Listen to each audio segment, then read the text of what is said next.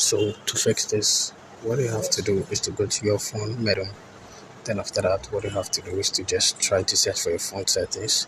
When you find your phone settings, just tap on it. Then after that, go and try to open the phone settings. After opening the phone settings, what you have to do is to just try to search for apps and management or apps and preference or app list. So when you tap on the apps management, then after that tap on app settings. So after tapping on app settings, what you have to do is just scroll through the apps and you just have to search for Gangster Vegas. So when you find the Gangster Vegas app, tap on it to open it. Then after that, tap on notification. After doing this, what I have to do is to just allow the notifications. You have to turn all them off.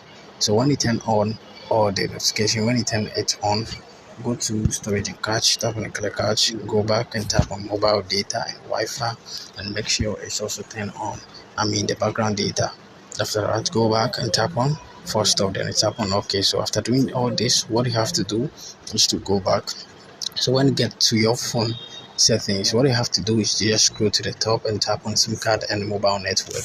Now select the network type and tap on preferred network type. Then after that, you have to select 2G/3G/4G or 2. So after choosing this, what you have to do is to go to your phone menu again and try to search for Google Play Store. When you see it or when you find it, just tap on it to open it. Then after that, you have to check for the update. So if you are seeing update over here, just tap on it to get the latest update. So after updating it, what you have to do is to tap on the power button for some while, and you are going to find this. What you have to do is to just restart or reboot the device, and this problem is going to get fixed.